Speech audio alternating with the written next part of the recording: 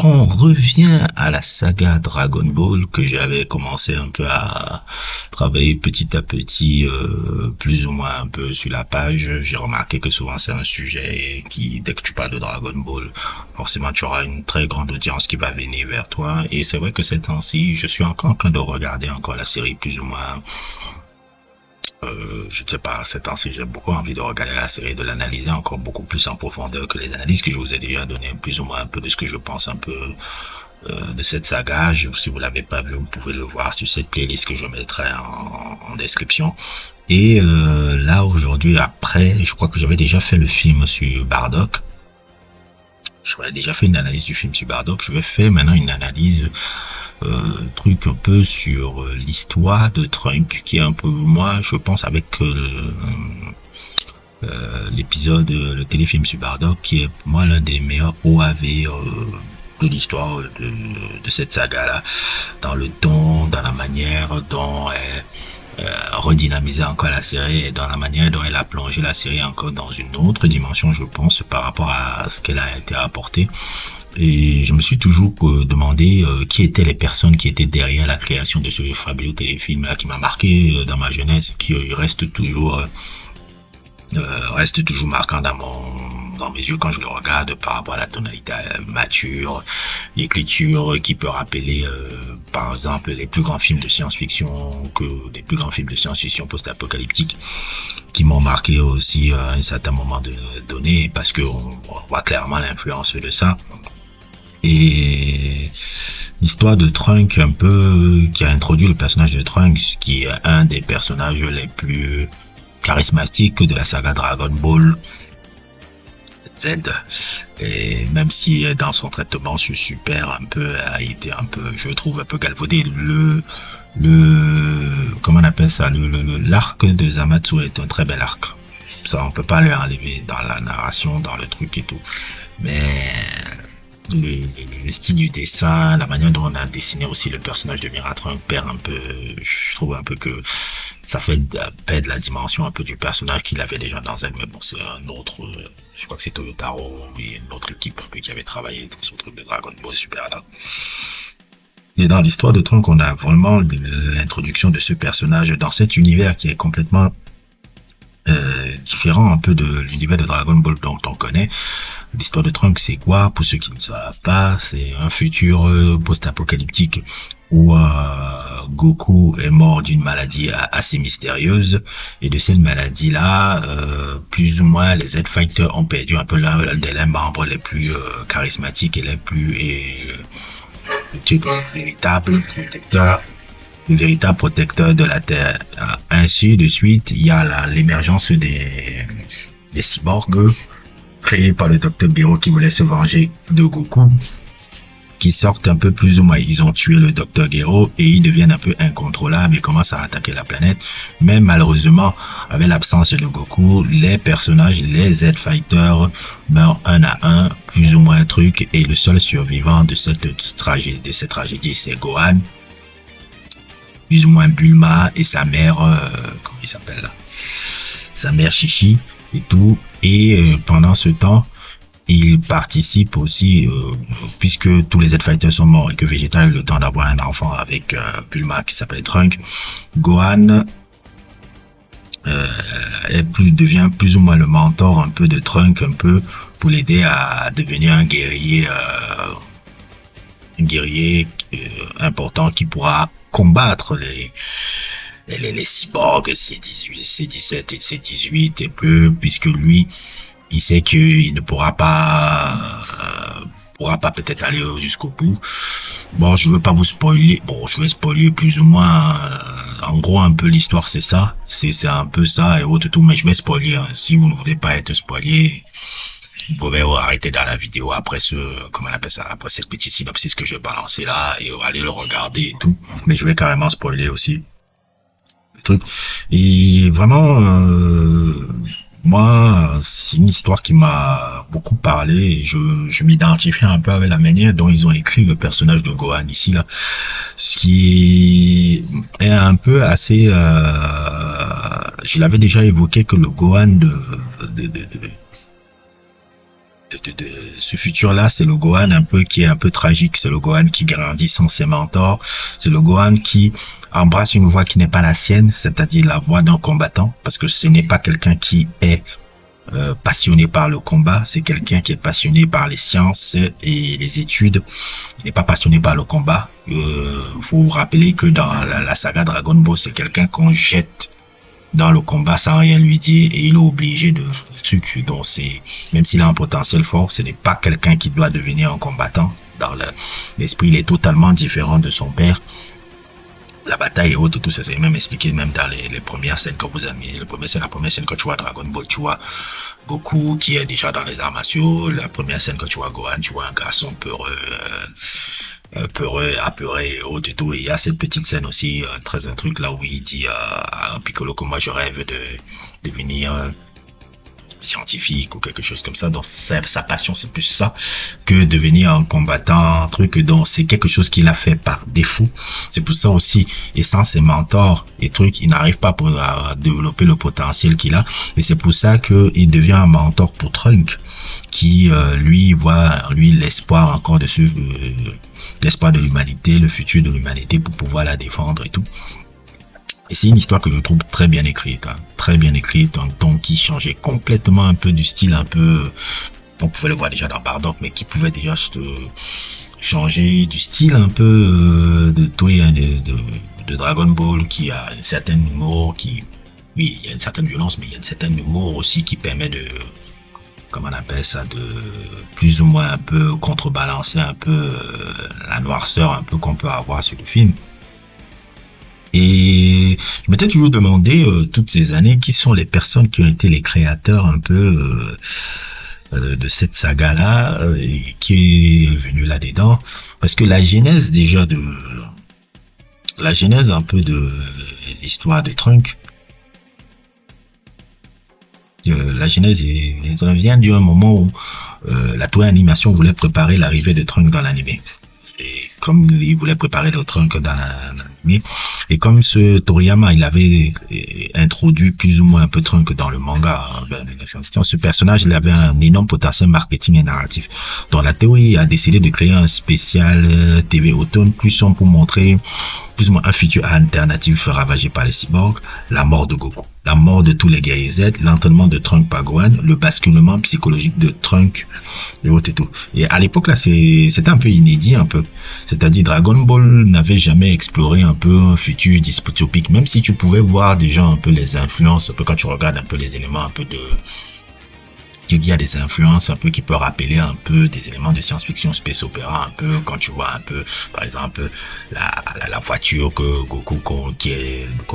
que Bulma conduit, qui est très similaire un peu à la voiture de Luke Skywalker. Il y a beaucoup d'influences de Star Wars dans Dragon Ball et tout. Et là, il n'avait jamais exploré ça. C'est là alors quand ils partent recruter, ils partent recruter, mais un des membres de la Toei Animation, de l'équipe de la Toei Animation qui s'appelle Yoshiro Ueda, participe un peu à la réalisation un peu de ce film-là. Yoshiro Ueda, c'est quelqu'un qui a longtemps travaillé, même c'est pendant la Toei Animation, il n'y a que, je crois que c'est seulement cette année qu'il est quitté un peu, si j'ai bien lu, qui a quitté un peu l'entreprise de la Toei Animation un peu depuis, parce qu'il a travaillé pendant de longues années à développer aussi cet univers-là.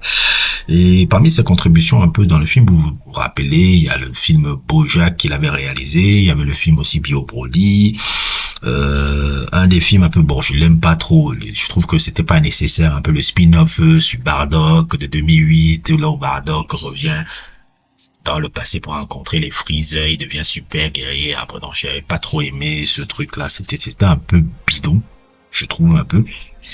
Et en tant que scénariste pour l'écriture de l'histoire, ils avaient pris un autre gars aussi qui s'appelle Hiroshi Toda. Hiroshi Toda aussi qui a plus ou moins travaillé dans plusieurs trucs qu'on a vus. Il a travaillé dans des épisodes de Ken le Survivant.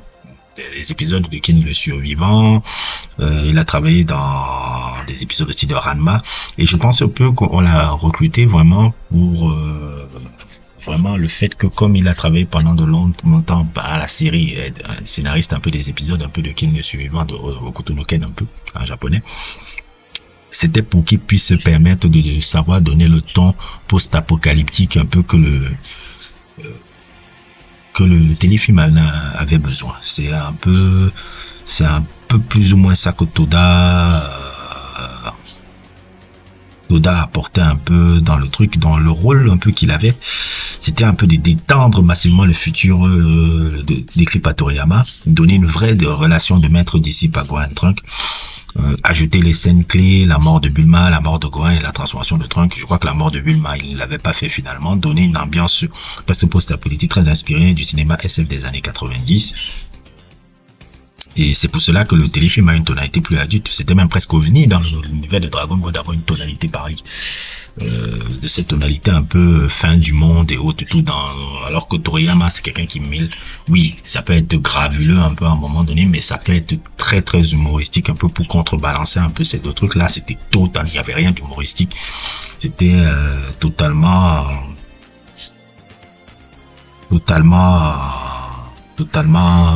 tragique un peu et tout. Et ce qui me plaisait aussi dans l'influence qu'on pouvait le voir, c'est ça aussi qui était génial. Je pouvais vraiment voir l'influence des Terminator 1 et 2, notamment même quand tu vois Trunk plus ou moins le look très similaire à celui de comment il s'appelle, du personnage de, comment il s'appelle, d'Edward Furlong.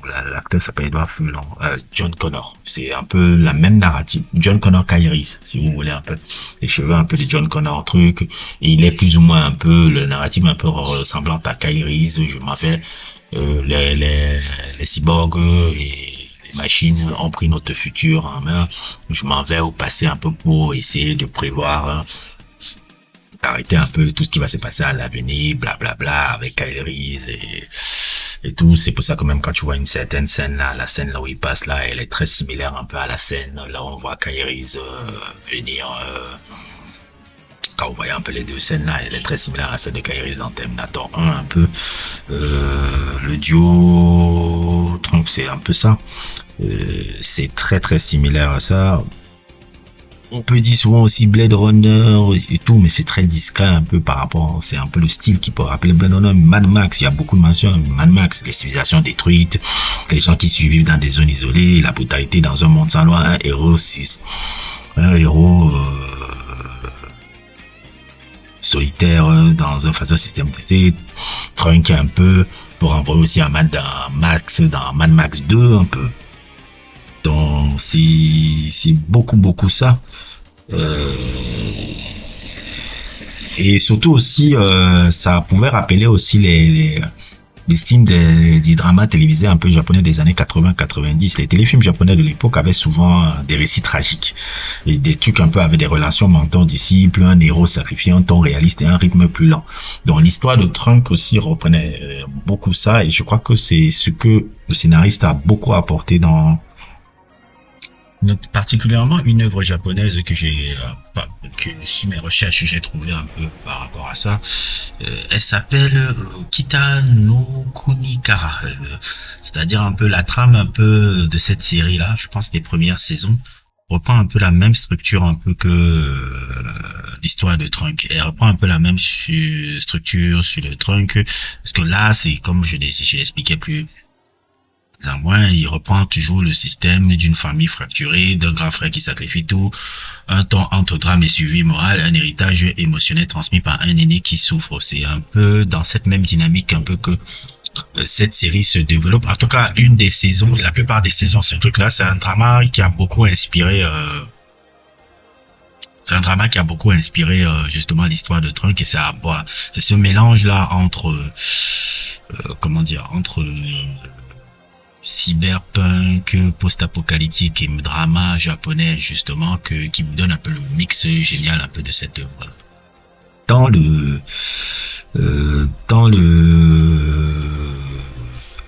le scénario, et c'est quelque chose qui moi m'a beaucoup plu, parce que c'est vraiment tous les délires qu'on peut voir un peu dans le cinéma un peu des années 80-90. C'est pour ça que ça fait partie, moi, de mes films préférés un peu de la saga, un truc qui a complètement rechangé, réamené un peu la saga dans un autre univers encore. Elle qui n'arrivait toujours à s'étendre et tout, et c'est justement grâce à cette équipe-là et grâce à ce truc-là, c'est un de mes films préférés, Haute et tout là-bas. Et c'est pour ça que je pense toujours que quand tu revois maintenant après l'apparition de Trunk, un peu, qui est pour moi l'une des plus belles apparitions, je crois que j'ai fait même un sujet sur ça, l'une des plus belles apparitions de l'histoire du shonen, ça a même marqué le shonen par rapport à ça. L'histoire de Trunk reste un de mes meilleurs films préférés, la mort de Gohan,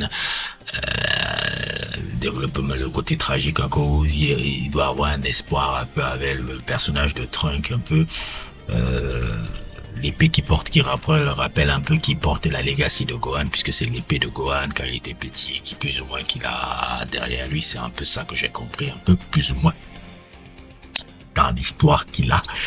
Et voilà, c'était un peu moi un de mes films préférés. Je ne sais pas ce que vous en pensez par rapport au téléfilm de Dragon Ball que vous avez plu. Je vais essayer encore de faire encore d'autres petits trucs d'œuvre un peu sur des films de Dragon Ball. Je risque de faire même un sujet même sur la saga des Saiyans. Je risque de faire un sujet sur la saga des Saiyans un peu.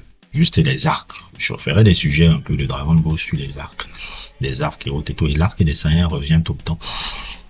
Je trouve que l'arc des Saiyans mélangé à celle de Freezer là, puisque je crois que c'est les deux sont très mêlés. Il y a l'arc de Freezer, l'arc des Saiyans, mais les deux sont très mêlés, très tôt. Ça développe beaucoup de thèmes que maintenant je regarde avec l'âge adulte qui sont assez passionnantes.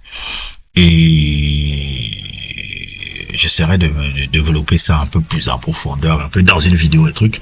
En tout cas, n'hésitez pas à vous abonner à la chaîne Patreon. Nous avons besoin de vous pour toujours soutenir la chaîne sur la chaîne Patreon. Vous êtes 7, 8 à nous soutenir sur la chaîne Patreon. C'est bon.